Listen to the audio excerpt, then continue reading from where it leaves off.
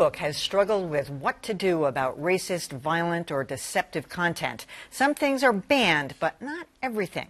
Now, Facebook chief Mark Zuckerberg says they are changing their policy about false and misleading political ads, making a sharp distinction between what is allowed in America versus China, and that freedom on the internet hangs in the balance. As the presidential campaign season heats up, so goes the political ad season, and many, like this Trump ad, have popped up on Facebook. Joe Biden promised Ukraine $1 billion if they fired the prosecutor investigating his son's company. That's false and misleading, says the Joe Biden campaign.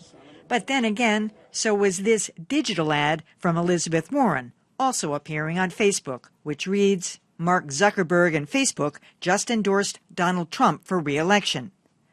That's not true either. But the Warren campaign defends itself, saying Facebook's new policy towards political ads means lying is okay.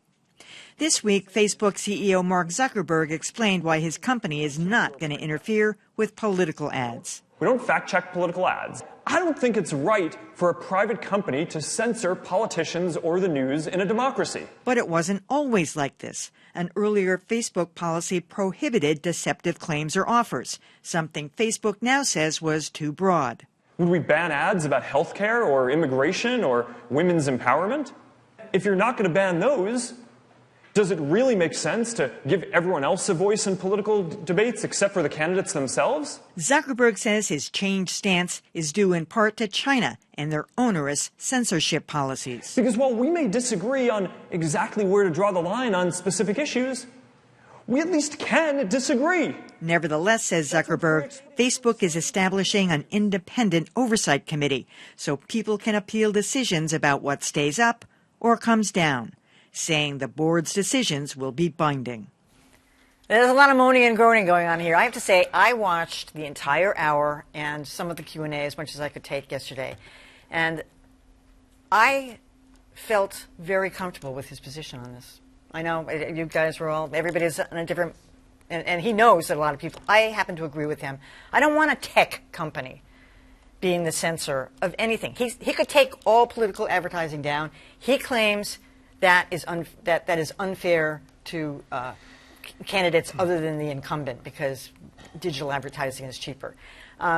He also makes a good point about China because they won't even allow him in the country. They won't allow Facebook there because they would allow people to protest like what's going on in Hong Kong. So, I mean, he made a compelling argument. Whether I know it's not a sticker here, whether you agree with it or not, I thought it was a compelling argument. I mean, here's the problem, is that Facebook has a monopoly on this certain advertising platform, and it is such an important advertising platform. Right now, it is the way to reach a huge portion of the population. And so by default, they have control over it. You know what I mean? It's not like you can go to the marketplace of newspapers and TV stations, and some might run your ad and some won't run your ad, and different news organizations have different vetting processes. It's only Facebook. And so for them to come and say, okay, we're just not going to do anything. We're going to disagree about what facts are. There's no disagreement about what this means. Well, they actually changed the policy. False. Right. Originally, they were taking stuff down. And I realize it's hard for them. But now politicians and political ads, they will not fact check, and that's new. And it's hard for them, I realize. There's a volume of things that someone's going to have to actually look at. Gee, they've got how many billions of dollars? They can't hire a few more people or more hundreds of people to start doing it? It would be hundreds of people. Fine, they can afford it. They got everybody's ad money. Let me clarify something, first of all. Elizabeth Warren was trolling Mark Zuckerberg. No, I know. She wasn't seriously I know, but a lot to... of people picked it up. I know. And that's another one of his points, that a lot of people don't get satire. You know, right, exactly. You know, I mean, you think we all think the same, but I've been struggling with this because I'm not sure where you draw the line between the open internet, where nothing is censored, and it shouldn't be censored, and Facebook, which is so huge that it's almost become a stand-in for the entire internet, but it's under the control of one company that makes a ton of money.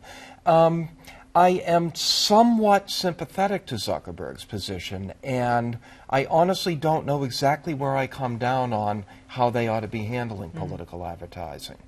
Callie, where do you stand?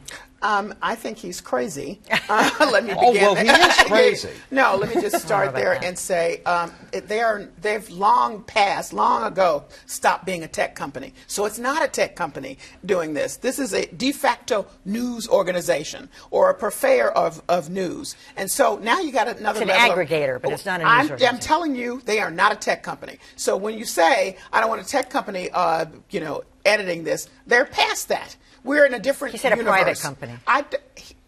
The people have been responding by saying, I don't want a tech company. That's what you said. I'm responding to both, that. Private and tech. I'm just telling you that's what I'm responding to. Now you're dealing with news. You have been dealing with it. It took you a long time to get to this point to realize what your responsibility is. And then when you stand on a stage at wherever he was, Georgetown, and compare Martin Luther King's letter to a Birmingham jail as a political ad, which was similar, that's why we want to have free speech. Are you out of your mind? First of all, the letter from a Birmingham jail, just for people who don't know, when Martin Luther King wrote it while he was in jail, was an expression about what is happening with segregation in the country. There was no defaming of other people.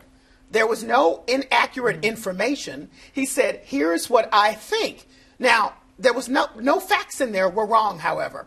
So what we're talking about is tons, loads of all this stuff coming in where it's factually incorrect. And that is a problem. And I am with Joanna. I don't care if it takes you 5,000 people to check it, or don't take the ads. Well, that's another What blew me away, and Callie, you brought this up with the MLK issue.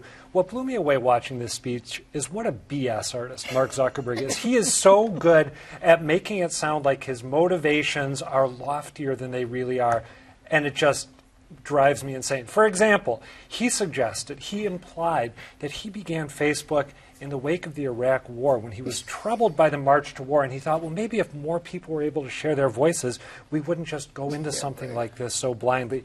That's completely bogus. He invented Facebook so he could check out girls at Harvard. That's why he started. It had nothing to do with the Iraq War, his implication notwithstanding.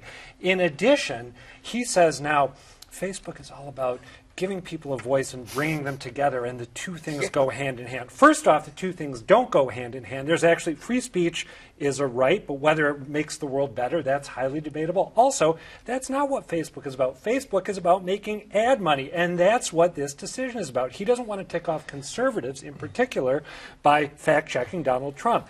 Hence the new watered-down policies. He's just full of it. And I just want to say this. It's a political thing. I think that conservatives who have ads, just to be clear, that are factually incorrect but disagree with other people would like to have to be in competition with people who have factual information. We can all agree, perhaps, that there is a tree and disagree about what should happen to the tree. Cut it down or leave it there. Thank you. Yeah. But once you start saying there is no tree, now we got a problem. They are going to have. There's going to be a panel that you can send. You can complain to. That's what he claims. That's not an independent. That's ridiculous. They should have us do it. And he's not going to be. I wouldn't mind. All right.